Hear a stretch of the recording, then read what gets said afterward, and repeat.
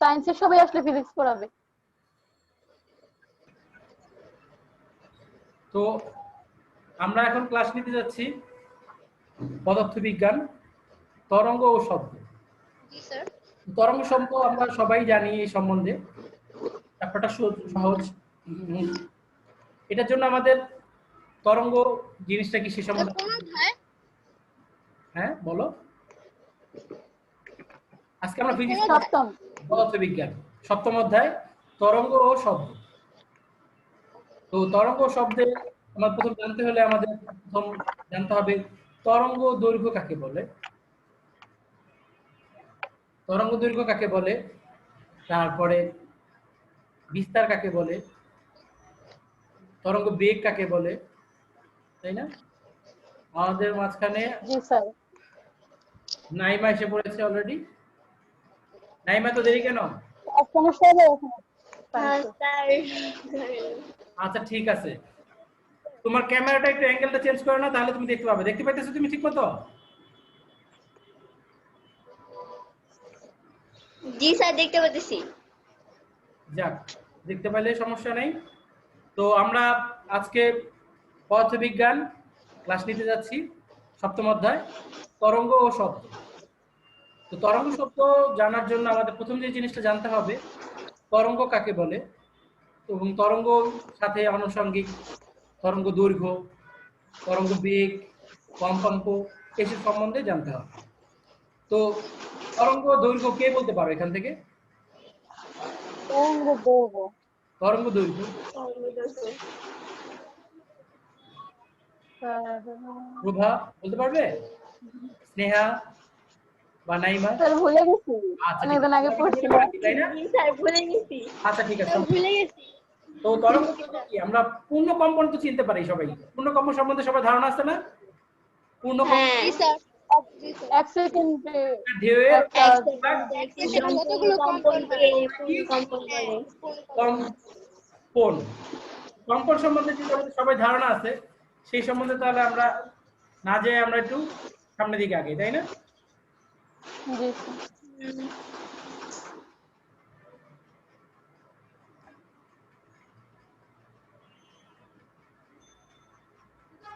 দেখো এই যে এটাকে তাই বলেছে কি তরঙ্গ, তাই না?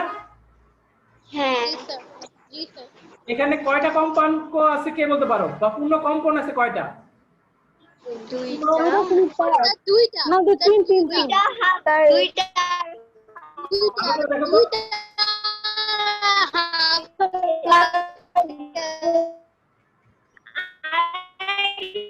তিনটা। আচ্ছা সবাইকে আমি একটা কথা বলি, তাই না?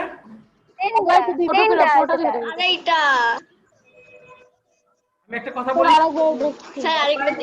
মাইকটা অফ করে রাখবে, কথা যখন বলবে না। জি স্যার আরেকবার দেখি।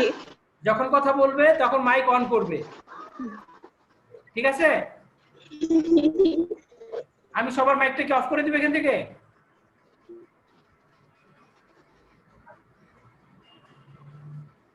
আমি সবার মাইকটা অফ করে দিচ্ছি।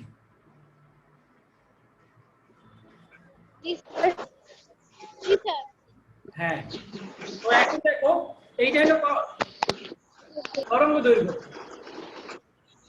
তাই না? যেটা বলা হয় কি কম্পাঙ্ক ছবি, যেখানে আমাদের এখানে পূর্ণ কম্পন আছে তিনটা। দেখেন তিনটা, 1 2 3। দেখো এখানে তিনটা পূর্ণ কম্পন আছে। কয়টা আছে? তিনটা পূর্ণ কম্পন। তো তিনটা পূর্ণ কম্পন, এই যে একটা কম্পন যে দূরত্ব অতিক্রম করছে তাকে বলা হয় কি তরঙ্গ দৈর্ঘ্য। একটা পূর্ণ কম্পন যে দূরত্ব অতিক্রম করছে তাকে কি বলা হয়? পূর্ণ কম্পন। মনে থাকবে? প্রভা মাইক অন করো। হ্যাঁ, একটা পূর্ণ কম্পন মানে এই যে এতটুকু,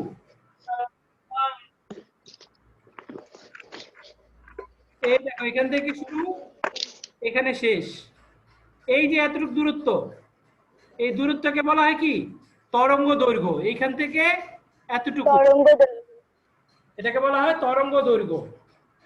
দৈর্ঘ্য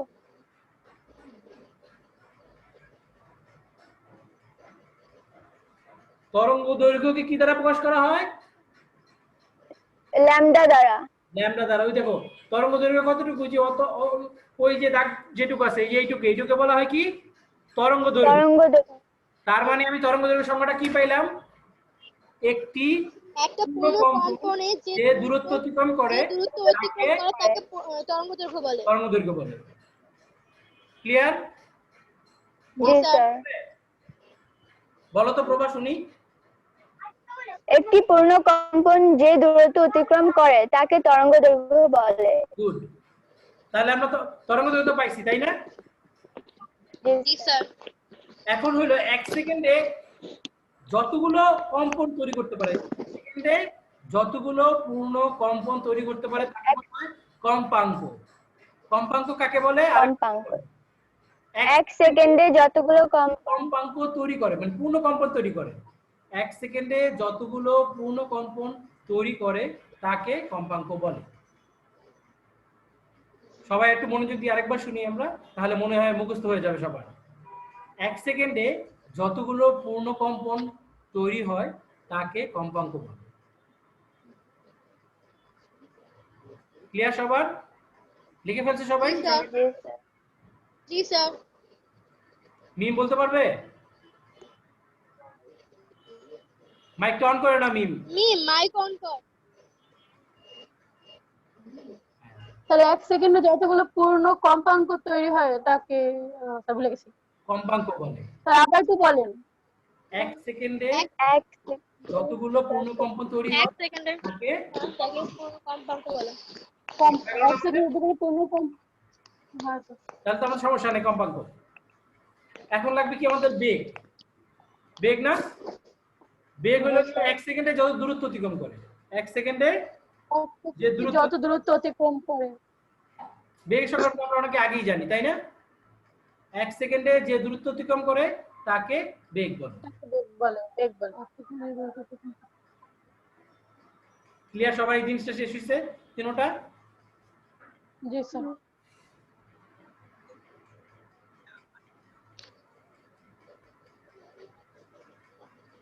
আমরা সূত্রটা পারি? জি স্যার কোনটা? এই যে এই সূত্রটা দেখো তো। v = f lambda হ্যাঁ, v = f lambda। f lambda তাহলে এখানে v কি? বেগ, ভেলোসিটি। বেগ। v হলো বেগ, ভেলোসিটি, বেগ। তাই না? ভেলোসিটি। f ফ্রিকোয়েন্সি মানে কম্পাঙ্ক, কম্পাঙ্ক। ল্যামডা তরঙ্গ দৈর্ঘ্য। তো এখান থেকে যদি আমাদের যে কোনো দুইটার মান দেওয়া থাকে, আমরা একটা মান বের করতে বলতে পারবো না? আমরা একটা সহজ প্রশ্ন, জি স্যার জি স্যার। খাতা কলম নিছো না? আচ্ছা মনে করো যে জি স্যার কোন তরঙ্গের কম্পাঙ্ক 100 হার্টজ, কোন তরঙ্গের কম্পাঙ্ক 100 হার্টজ।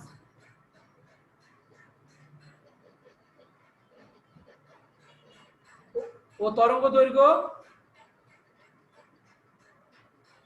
2 মিটার।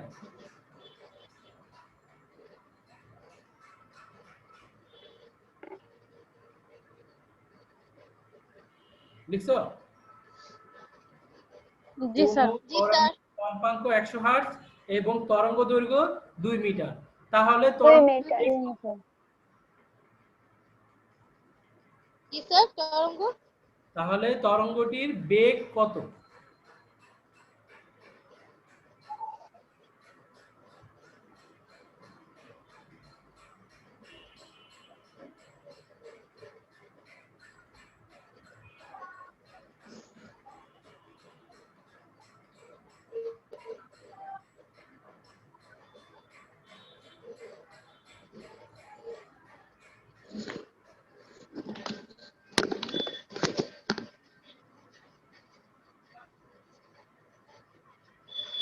দিকে আগে বের করতে পারে?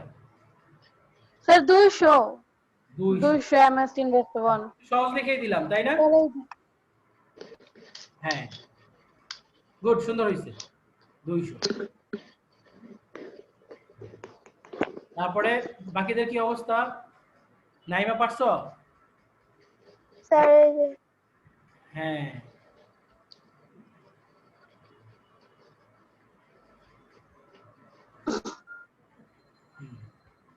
রাজিয়ার হইছে, ইয়ের হইছে, যাক স্যার মোটামুটি সবারই হয়েছে, তাই তো?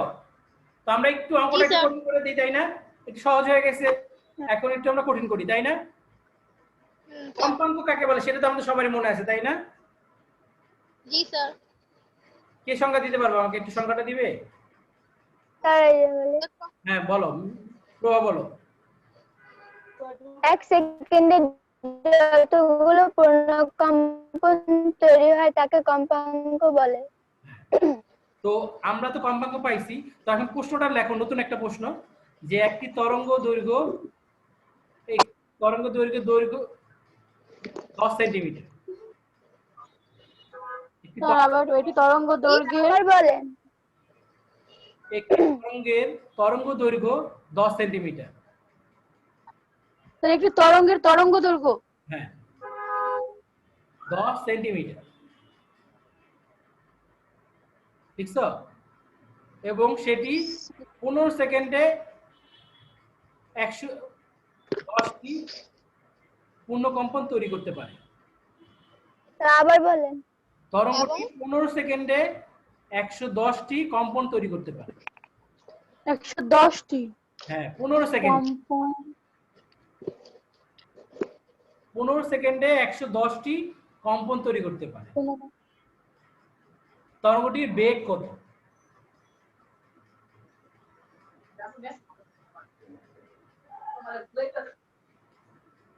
কি দেখো?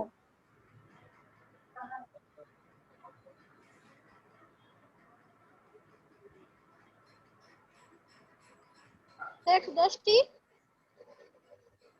15 সেকেন্ডে 110টি পূর্ণ কম্পন তৈরি করে। 15 সেকেন্ডে 110টি পূর্ণ কম্পন তৈরি করে।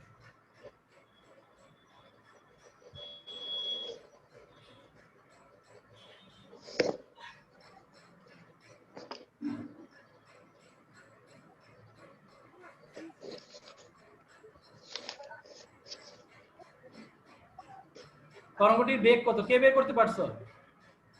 স্যার বের করতে। স্যার ট্রাই করো। প্রথমে কম্পাঙ্ক বের করবে, তরঙ্গ দৈর্ঘ্য সেন্টিমিটার থেকে মিটারে নিবে, তারপরে বেগ বের করবে। সেটি 15 সেকেন্ডে 10টি পূর্ণ কম্পন।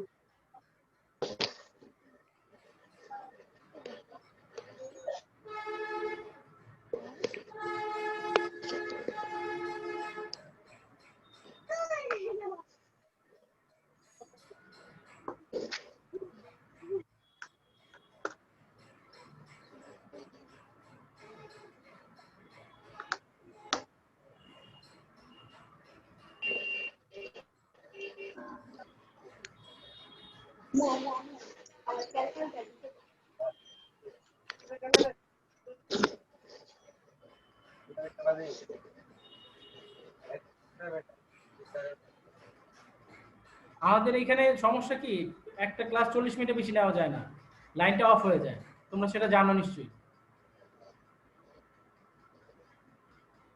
জি স্যার।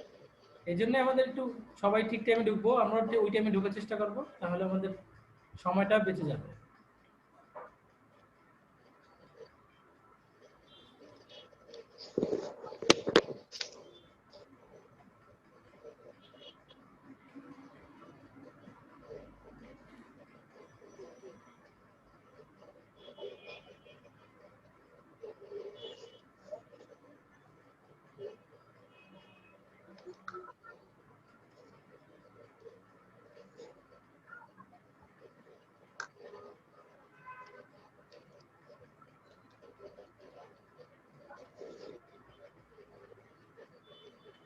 স্যার উত্তর 11 হয়। তো 11 হয়েছে। প্রথমে কি করছো আমাদের দেখো, আমি বলে দিই নিয়মটা কি। স্যার আমরা প্রথমে তরঙ্গ দৈর্ঘ্যকে 100 দিয়ে ভাগ করব। তরঙ্গ দৈর্ঘ্যকে স্যার উত্তর হইছে। আমি বলি, সবাই শুনো। স্যার করছি। প্রথম তরঙ্গ দৈর্ঘ্যে আমরা 100 স্যার দিয়ে, ঠিক আছে? স্যার স্যার আমার উত্তরটা কি হইছে? অঙ্কটা বলি করছি, স্যার। আগে, তারপর আমরা উত্তর নিয়ে আলোচনা করব। প্রথমে তরঙ্গ দৈর্ঘ্যকে আমরা 100 দিয়ে ভাগ করব এবং কম্পাঙ্ক কিভাবে বের করব? 110 কে 15 দিয়ে ভাগ করব। 110 কে 15 দিয়ে ভাগ করলে আমাদের কম্পাঙ্ক f এর মান বের হবে। আচ্ছা আর স্যার। আমাদের 1 সেকেন্ডেরটা তো কম্পাঙ্ক, আমরা 15 সেকেন্ডটা দেওয়া আছে। 15 সেকেন্ড 110টা, আমরা 1 সেকেন্ডটা বের করলে আমাদের সেটা হবে কম্পাঙ্ক। তো কম্পাঙ্ক f বের করব কিভাবে? 110 ডিভাইড বাই 50। 7.33 ক্লিয়ার? 7.33 আসে। জি স্যার। হ্যাঁ, সেটা হলো কি f এর মান। আর ল্যামডা মান হবে কত? 0.1। হ্যাঁ, এবারকে দুইটা গুণ করে দাও, বেগের মান বের হবে। তো 0.73 হয়। হ্যাঁ, এই যে এইটা হলো উত্তর। জি স্যার, এটাই আসছে স্যার। ঠিক আছে? তো জি জি স্যার। স্যার। আমরা বলি প্রতিটা ক্লাস আমরা 40 মিনিটের বেশি নিতে পারি না। আমরা কিন্তু অনেক আগেই ঢুকছি, যেমন প্রভা মিম আমরা সবাই আগে ঢুকছি, কিন্তু সবাই আমরা ঢুকতে পারিনি, তাই আমরা ক্লাসটা একটু দেরিতে হয়েছে। আমাদের ক্লাস 40 মিনিটের বেশি দিবে না ওরা। ঠিক আছে? তো 40 মিনিটের পরে আমরা করতে পারবো না। তো আমাদের 40 মিনিট হইতে আর 7 মিনিট বাকি আছে। আমরা 7 মিনিটের ভিতরে যা পড়া দেওয়ার নেওয়া নিয়ে ফেলবো। আর আগামী ক্লাসে চেষ্টা করবো সবাই 6:30 জয়েন করা। ঠিক আছে? তো আগামী ক্লাসে পড়া কি থাকবে আমরা সেটা আগে দিয়ে নিই, বাড়ির কাজ। তো বাড়ির কাজ থাকবে হলো আমাদের এই যে এই অধ্যায়ের সবাই বাসা থেকে বোর্ডের প্রশ্নগুলো করে রাখবা এবং যে যেখানে সমস্যা পাবা সেই সমস্যাগুলো নোট করে রাখবা। আমি আসার সাথে সাথে সেই সমস্যাগুলো তুলে ধরবা। তো পড়া থাকবে কি বাসায় এই আচ্ছা, স্যার। বোর্ড কোশ্চেনগুলো। স্যার কয়টা করবো স্যার? দুইটা পারলে দুইটা, তিনটা পারলে তিনটা। এই যে আমি যে কোশ্চেনগুলো করলাম এই টাইপের কোশ্চেনগুলো বই থেকে, নোট থেকে, গাইড থেকে বা টেস্ট পেপার থেকে যে যেখান থেকে পারো কমপ্লিট করার চেষ্টা করবা। তাহলে কি হবে? স্যার বেগ বের করে যে সূত্রটা স্যার বেগ বের করে সূত্রটা কি 330 হয় না 332? স্যার এটা একটু মনে করে 30 দিয়েও রাইট, 332 দিয়েও রাইট, দুইটা দিয়ে কারেক্ট। নতুন বইয়ে 0.6 গুণ নতুন বইয়ে 330, পুরান বইয়ে 332। হ্যাঁ স্যার। 30 দিয়েই করবা, 330 দিয়েই সবাই। স্যার 32 দিয়ে করব। হ্যাঁ, বেগ বের করার নিয়মটা তো মনে আছে সবাই, তাই না? 330 স্যার। সবাই বেগ বের করার সূত্র লেখো। তাপমাত্রা স্যার 330 গুণ 0। বলে দিচ্ছি, বেগ বের করার সূত্রটা সবাই লেখো, খাতা নাও। তাপমাত্রা থেকে জি স্যার। বেগ বের করার সূত্র। মনে করো তাপমাত্রা 20 হুম হুম। সেলসিয়াস, তখন বেগ কত কে বলতে পারবা?